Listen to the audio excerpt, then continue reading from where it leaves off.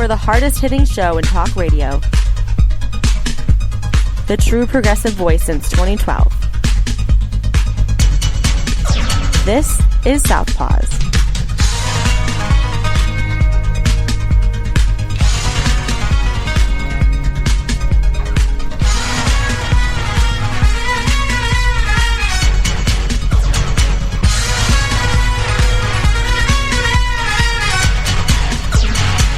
Welcome to Southpaws on the Pacifica Radio Network. We are the leaders of the revolution. My name is Darren Gibson, and I'm your co-host. And yes, I am Jack Prince, your fellow co-host, Darren. Oh, boy, have we got a lot of stuff to cover today. It's actually very few stories we're covering, but we're going into great depth on a lot of things, including looks like Donald Trump might be in big trouble now. At least that's what we're hoping for. Yeah, so he may have fallen over the line on this one. Yeah, well, we will find out in the weeks and months to come.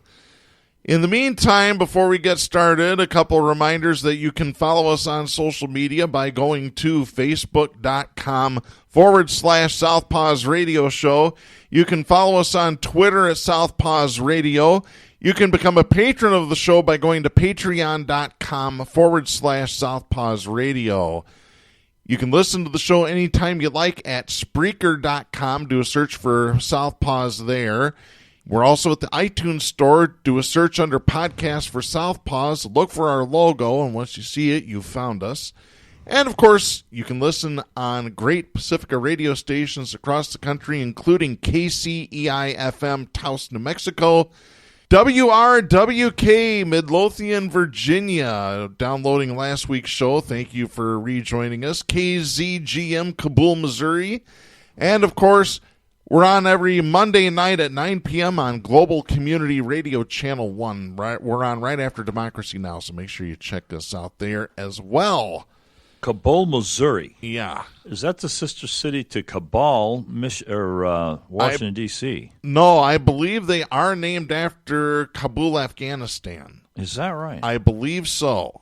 I would have to double check. Huh. That could be a road trip. Maybe. Yeah. Speaking of road trips, Donald Trump is on a road trip to impeachment right now. Yeah, he's on the highway to hell. Darren, I've never seen him as nervous as the interview I saw yesterday outside the airplane on the tarmac. Just completely like a cat on a hot tin roof. He couldn't think of more deflections from, his so-called tax cuts. He grabbed onto anything at all other than the sheer reality that this time he stepped too far. And you know how it happened, don't you? From what I understand, that's the same day that there was an announcement on Fox News that Biden was ahead of Trump by 10 points. And his thin patina of sociopathic narcissism crumbled, right? Mm-hmm. Grabs a phone, calls the guy in the Ukraine, because his first reaction is, when I get in trouble, I get some crap to throw at you. Whether it's a develop like what he did or even in a conversation. You point something out legitimately to him, he puts mud in your face. So he calls you the Ukraine and starts his, necessary balance to the sociopathic needs, which is, I'm equipped now with some crap. Forget the protocol of the President of the United States. Forget democracy. I'm going to do this so I can sleep at night because you can't step on his toe. You can't cross him. And this might be his downfall. My fingers are crossed. We're going to talk more detail about the impeachment probability, but it's enjoyable just to see how miserable he was. And I'll tell you who else was miserable. All those Republican senators yesterday in the hearing with McGuire, they look like Harbaugh after 35-14 in the press conference. They were as flat as a pancake. Now, which Harbaugh is coaching at Michigan, Jim or John? There's there's Jim John is the head Harbaugh. coach, Okay, and then his brother. Oh, they're both there? Yeah, his brother coaches the backs. I didn't know that. Yeah. Well, now, hey, Tom I Izzo. thought John was still in the NFL. It's one of the hardballs. It may not be, John. I don't know. I don't know. It's reminiscent of Izzo taking his son on now as a walk-on at Michigan State. Shows you how much I pay attention to college sports, right? But you do know that Harbaugh's having real difficulty. Oh, God. And there's nothing more unexciting than a coach after he gets beat 35-14. And it looked like those Senators yesterday. You know the word. They were SHT-faced. Yeah. You can't say so I'll spell it out. Yeah, exactly. All right, I want to read this. This is from Reuters. This is by Tom Halls and Jan Wolf. Democratic lawmakers have a strong case for impeaching U.S. President Donald Trump if they can prove he abused his power when he asked Ukraine's president to look into an American political rival, several legal experts said.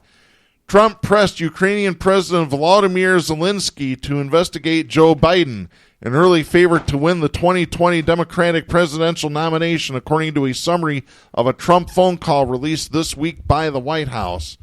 Yeah, by the way, the media keeps calling it a transcript. It's not a transcript. It is notes. There is no transcript of this. Fashioned notes. Mm-hmm.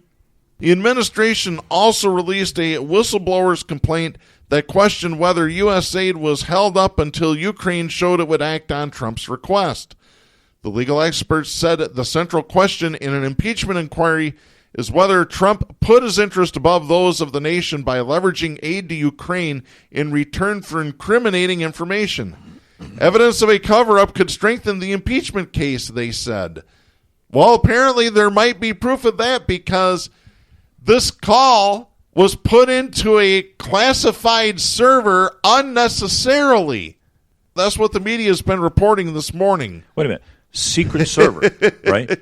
A classified server, not a secret. It's classified. Okay, how far away is that from a secret server? I was watching Hartman. You know, look at the uproar over Hillary's secret server. Yeah, that's true. Louis Michael Seidman, a professor at Georgetown Law, said, quote, "The U.S. has a national security interest in Ukraine, and it does appear that what the president was doing was putting that national security interest at risk in exchange for political benefits.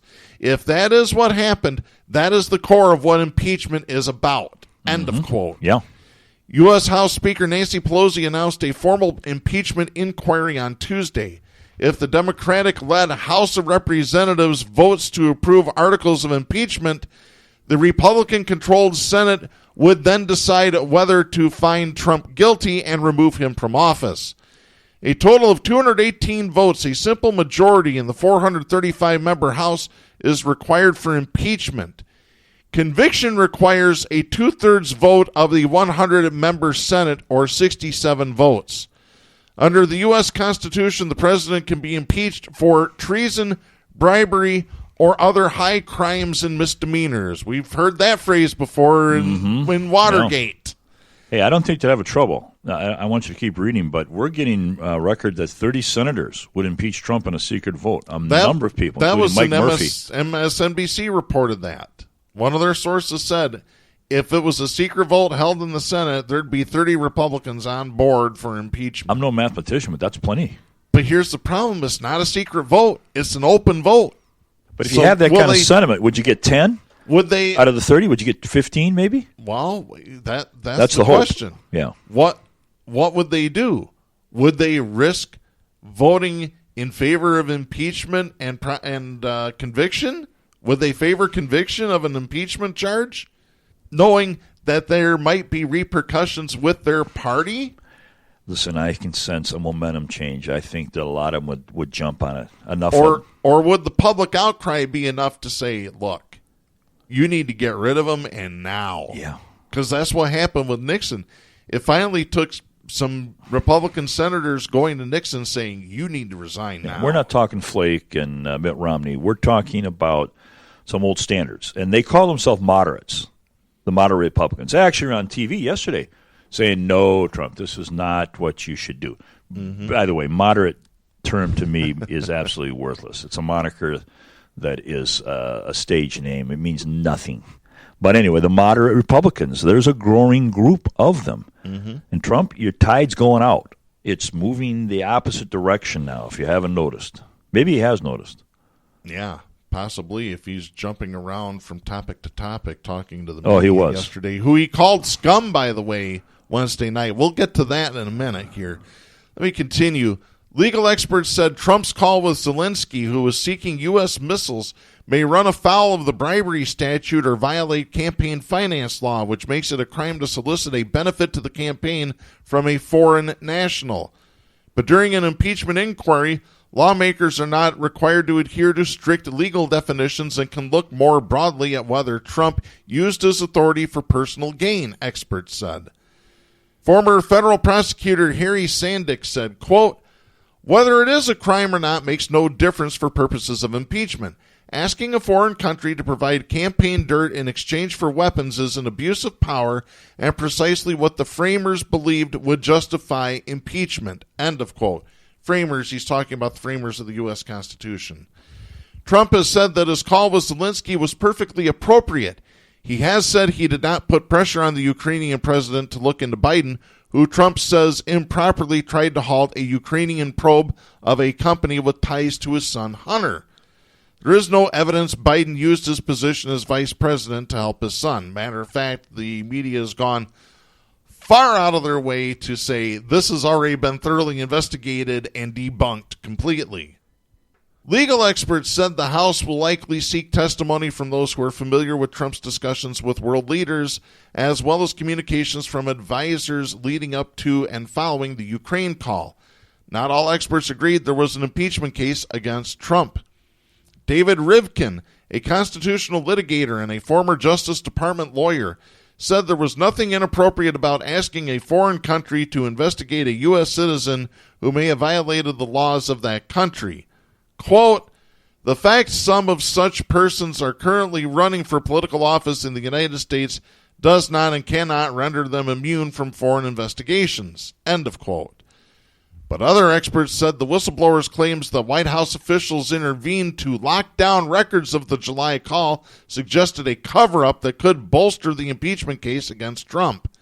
Barrett Berger, the executive director of the Center for the Advancement of Public Integrity of Columbia Law School, said investigating a possible cover-up expanded the pool of potential witnesses and the likelihood that some would be cooperative with Congress.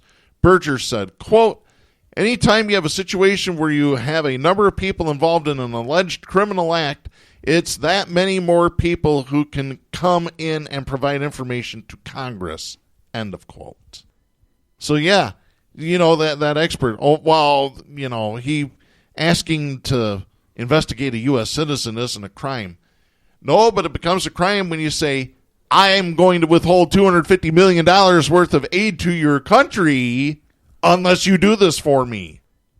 There's your crime, folks. It's called quid pro quo. Well, Pelosi came out and said, even if it's not provable that this is quid pro quo, you don't go as the ranking, most powerful man in the world digging up dirt from foreign countries. He thinks you can do that. He thinks he pulled that off with the expungement or the exoneration he got over the Russia flap. He thinks he can stand brazenly and tell the world, yeah, I went searching for dirt. Any good politician would do that. He thinks he's bulletproof. Yeah. Teflon Don. We might as well start calling him that. And remember, folks, you don't have to break the law.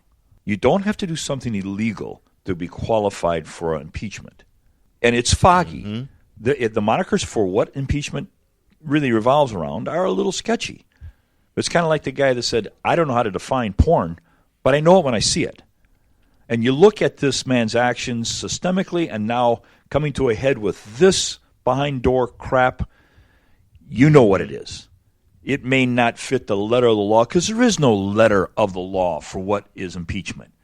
But a scumbag who goes and milks dirt on an opponent, a political opponent, and I'm no friend of Biden, by the way, has crossed the line, and many Americans see that. The poll right now has it 52 to 48, I think, in favor of going to the impeachment. Well, there was a new poll that came out this morning. It's 43-43, split evenly. Is it down to? I believe it's a Monmouth poll. It's up. It was the other way. Okay. And that can change in an hour. There can be one more news story break, and that can change. It probably took a few point jump yesterday when the whistleblower said that the White House did everything to do to lock down that phone call.